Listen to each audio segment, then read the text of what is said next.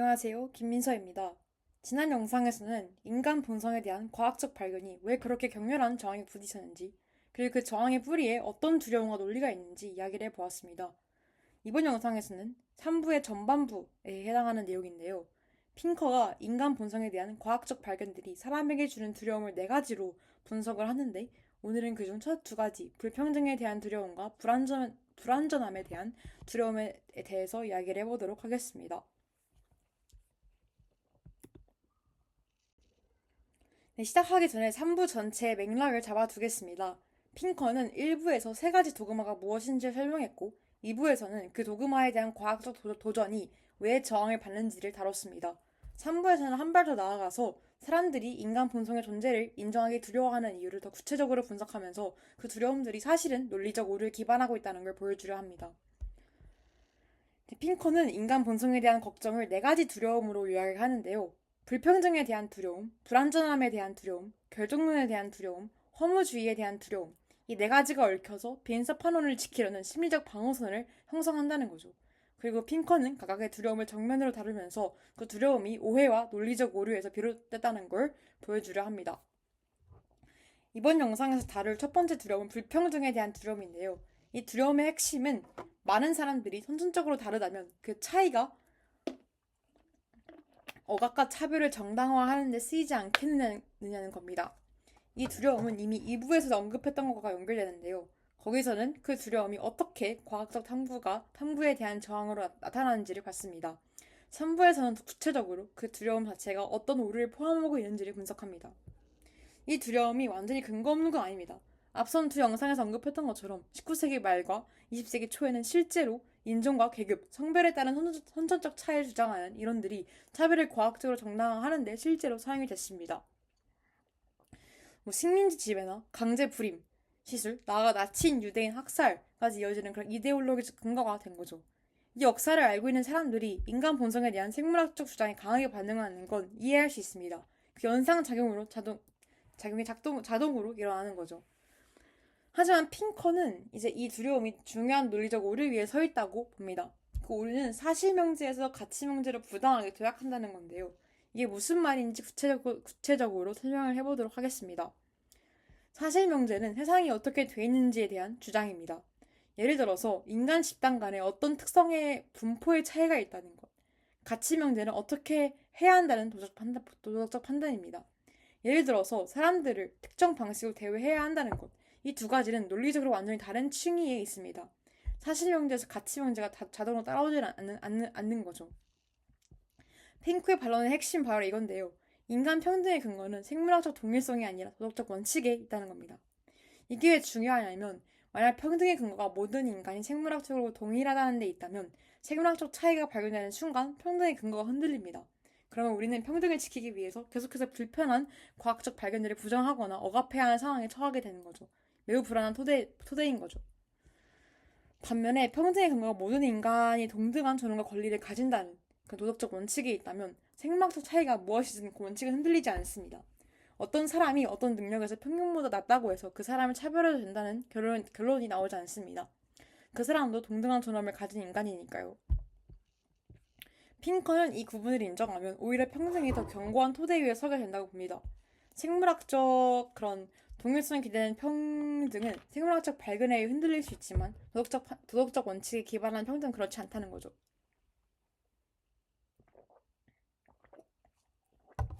집단 간 차이에 대한 연구들을 어떻게 봐야 하는지도 핑크는 상세하게 다루는데요.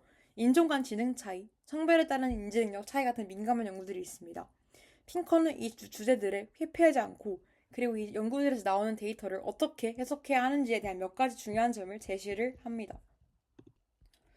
첫 번째로 집단 간 평균의 차이가 있다고 해도 집단 내 개인 간 차이가 집단 간 차이보다 훨씬 크다는 걸 놓치면 안 됩니다. 어떤 집단의 평균 성적이 다른 집단보다 조금 높다고 해도 그 집단에도 낮은 사람이 있고 다른 집단에 높은 사람이 있습니다. 평균의 차이가 개인의 특성을 결정하지 않는다는 거죠. 2번째로 현재 관측되는 집단 간 차이가 유전적 원인에서만 나온다는 걸 증명하기는 매우 어렵다는 겁니다. 수백 년, 수천 년에 걸친 차별과 불평등, 교육 기회의 격차, 영양 상태의 차이, 스트레스 수준의 차이, 고정관념의 그런 심리적 영향 같은 환경 요인들이 복합적으로 작용하기 때문입니다. 플린 효과라는 게 있는데 지난 수십 년 동안 많은 나라에서 평균 IQ가 상당히 높아졌습니다. 이건 유전자가 바뀌어서가 아니라 환경이 바뀌었기 때문입니다. 이게 보여주는 건 환경이 지능 측정에 얼마나 큰 영향을 미치는지입니다. 집단 간 차이에서 유전과 환경의 기여를 분리하는 건 과학적으로 극히 어려운 문제입니다. 세 번째로 가장 중요한 것은 이 차이들이 있다고 해도 그것이 개인을 다르게 대우해야 한다는 결론으로 이어지지 않는다는 겁니다. 다시 말하지만 평등은 생물학적 동일성의 문제가 아니라 도덕적 원칙의 문제입니다. 어떤 집단의 평균 지능이 다른 집단보다 낮다는 게 사실이라 해도 그 집단 사람들을 차별해도 된다는 결론은 나오지 않습니다. 그리고 더 나아가 불이익을 받는 집단이 있다면 그건 그 불이익을 바로잡을 이유가 됩니다. 핑커는 나치 우생학이 과학 자체의 문제가 아니라 그 과학을 비윤리적으로 사용한 방식의 문제라고 봅니다. 유전학이 발전한다는 게 우생학을 정당화하는 게 아닙니다. 우생학이 비윤리적인 이유는 과학이 그를 부정해서가 아니라 그것이 인간의 존엄을 침해하기 때문입니다. 그리고 이 역사적 공포를 근거로 해서 인간 본성 연구 전체를 거부하는 건 지나친 비약입니다. 재능이나 그런 성취의 계층적 차이에는 유전적 요인 외에도 운이나 편견, 기회 불평등 같은 사회적 요인이 복합적으로 작용합니다.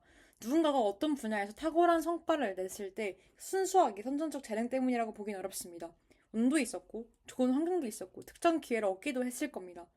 반대로 어떤 집단이 다른 집단보다 낮은 성과를 보인다면 그 유전적 열등함 때문이라고 결론 내리기 전에 그들이 겪어온 불이익과 장벽들을 먼저 봐야 합니다. 저는 이 부분을 읽으면서 평등에 대한 우리의 직관이 생물학적 동일성을 기반하고 있는 경우가 많다는 걸 처음으로 의식하게 되었는데요. 모든 사람이 동등한 이유가 사실은 모두가 동일하기 때문이 아니라는 것, 오히려 서로 다른 사람들이 각자의 존엄을 갖는다는 게 더 강력한 평등의 근거라는 것. 이 전환이 처음은 낯설게 느껴지지만 실제로 훨씬 더 견고한 토대인 것 같습니다. 생물학적 동일성에 기대는 이제 평등 논리의 약점을 보여준 예시가 있는데요. 장애인 권리 운동을 생각해 보겠습니다. 장애가 있는 사람들은 특정 능력에서 다른 사람들과 다릅니다. 그게 사실입니다. 그럼 모든 사람이 동일하다는 그런 전제로 평등을 주장하면 이 사실 앞에서 논리가 흔들립니다. 하지만 모든 인간이 동등한 존엄을 가진다는 도덕적 원칙에서 출발한다면 차이가 있다는 사실이 차별을 정당화하진 않습니다. 오히려 그 차이 때문에 더 많은 배려와 지원이 필요하다는 결론이 나옵니다. 이게 핑커가 말하는 더 견고한 평등의 토대인데요. 불편한 과학적 발견이 나와도 흔들리지 않는 토대, 그리고 생물학적 사실이 무엇이든 도덕적 원칙은 별도로 서 있다는 것, 이것을 인정하는 순간 우리는 과학을 두려워할 필요가 없어집니다. 두 번째 두려움은 불완전함에 대한 두려움인데요. 이 두려움의 핵심은 인간 본성의 폭력성, 이기심 같은 어두운 면이 내재되어 있다면 사회를 더 나은 방향으로 개혁하려는 노력이 무의미한 게 아닐까 하는 두려움입니다. 인간이 원래 그런 존재라면 어떻게 해도 달라지지 않는다는 그런 체념으로 여길 수 있다는 거죠. 핑커는 이 두려움 뒤에 두 가지 오류가 숨어 있다고 보는데요. 첫 번째는 자연주의적 오류입니다. 자연적인 것이 곧 좋은 것이라는 착각인데요. 인간 본성에 어떤 경향이 있다면 그게 옳다는 논리죠. 이 오류를 범하면 인간 본성에 어두운 면이 있다는 게 사실이라고 했을 때 그의 그 어두운 면을 허용하거나 용납해야 한다는 결론으로 이어집니다.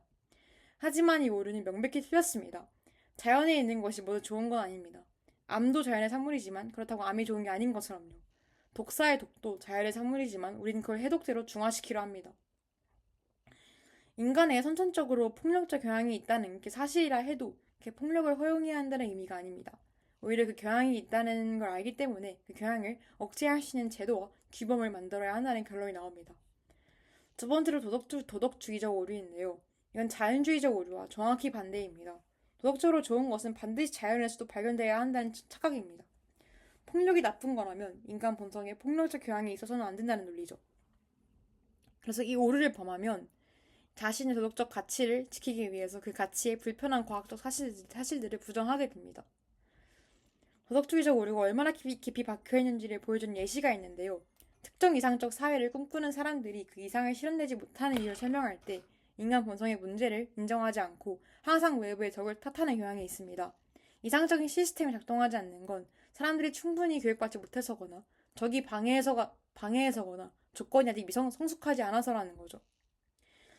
핑커는 이 두 오류를 모두 거부합니다. 인간 본성에 어두운 면이 있다는 게 사실이라 해도 그 어두운 면을 허용해야 한다는 의미가 아닙니다.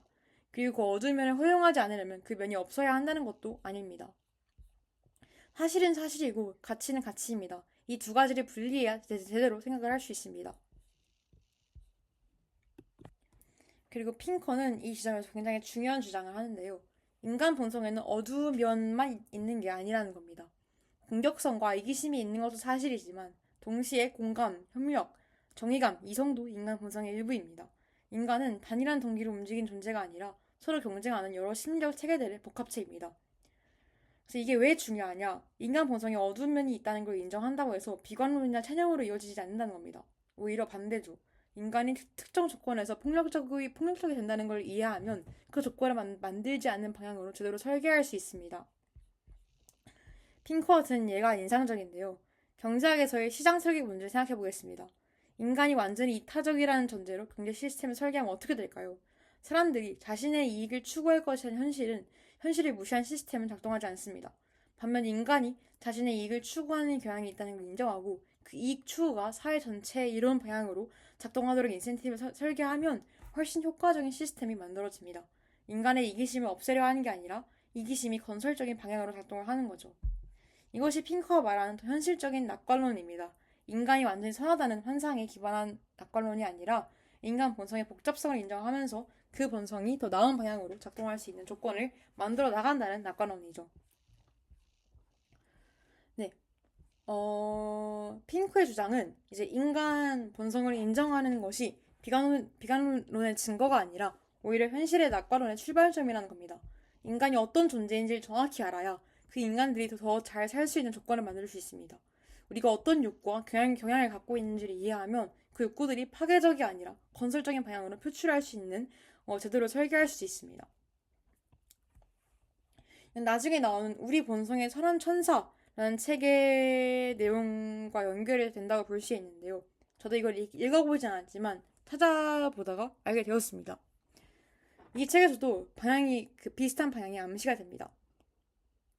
이제 인류의 역사에서 폭력이 실제로 감소해왔고 이 감소가 인간 본성이 바뀌어서가 아니라 인간 본성은 그대로인데 그 본성이 다른 방향으로 작동할 수 있는 제도와 문화가 발달했기 때문이라는 거죠. 그래서 국가가 폭력을 독점해서 개인 간 폭력을 줄이고 무역이 발달해서 다른 집단과의 협력이 이익이 되게 만들고 교육이 공감 능력이 확장했습니다. 즉 인간 본성이 선해져서가 아니라 인간 본성을 잘 작동할 수 있는 조건이 개선된 거죠. 이번 영상에서는 불평등에 대한 두려움과 불안전함에 대한 두려움에 대한 핑크의 반론을 이야기해보았습니다. 정리하면 선천적 차이가 있다는 게 차별을 정당화하진 않습니다. 평등의 근거는 생물학적 동일성이 아니라 도덕적 원칙에 있어야 하며 그래야 더 견고합니다. 그리고 인간 본성에 어두운 면이 있다는 게 사회 개혁을 포기해야 한다는 의미가 아닙니다. 오히려 인간 본성을 정확히 이해해야 그 본성이 잘 작동할 수 있는 조건을 만들 수 있고 어두운 면이 억제되고 밝은 면이 강화되는 그걸 제대로 설계할 수 있습니다. 인간 본성을 부정하는 게 아니라 직시하는 것, 그게 더 현실적이고 견고한 낙관론의 출발점입니다. 다음 영상에서는 나머지 두 가지 두려움, 결정론에 대한 두려움과 허무주의에 대한 두려움, 그리고 이 책 전체에 대한 제 감상과 비평을 이야기해보도록 하겠습니다. 감사합니다.